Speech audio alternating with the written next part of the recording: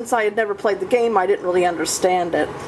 So I thought, as someone now who has played most of the old games and has been more familiar with Lara's world, I have to admit that Legends continues to be my favorite, maybe because it was my first game that introduced me to Lara.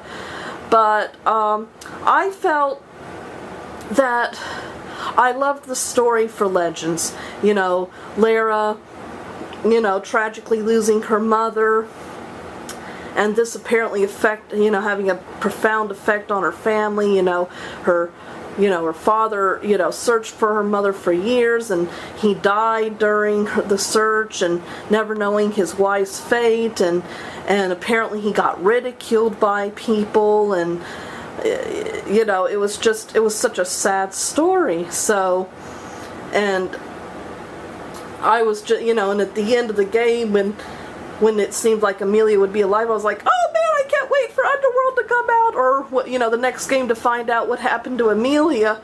And then I got horribly traumatized, and then I played Underworld and found out what had happened to Amelia. And yeah, I've been scarred for life. But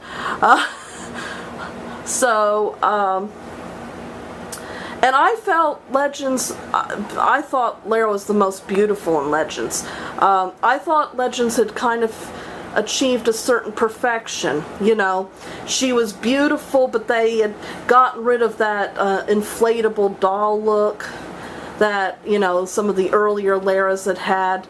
I know with video games we're supposed to take a certain suspension of disbelief, but frankly I've always had a problem with the idea that somebody that's endowed like Dolly Parton being able to jump over cliffs and jump over pools of molten lava and climb up cliffs with no interference. But in Legends, she was beautiful. She had a body, most of us girls would love to have, but it was a little more, it was toned down and, a little bit more realistic. Also, she contained, the signs of someone who had been with a well-educated and aristocratic bearing, but she was adventurous too. She fit in with the criminal element and all that, but she wasn't a scuzzball, which sometimes some of the earlier games I thought made her. And Lara in Legends, I felt, had morals and wasn't a sociopath. She might have lived outside the rules of society, but she was still a moral person. So that is why Legends has always been dear to me, and which is why I was very fond of this statue. So let's get some close-up details. Over time, I don't think she's faded. I think what's happened is that some of her highlights have started kind of coming out. At first, this made me a little nervous because I don't know if I can bring it up on the flip camcorder. There's something that had looked like what I thought was a crack, but I think it's actually it's just a paint line. It's not rough or anything. So I'm afraid the flip can't bring up a lot of great details. But,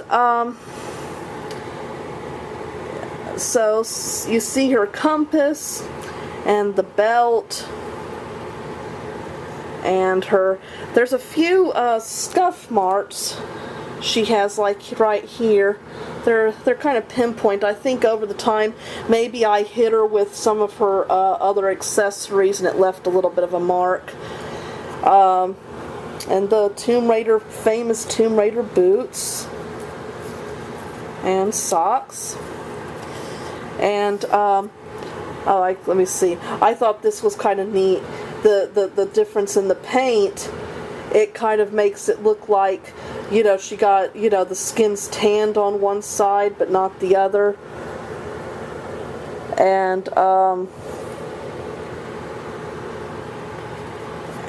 And there's the famous backpack and the famous ponytail too. And that's the button there that when you turn her on, it will activate the scenes. I'll get to that in a minute.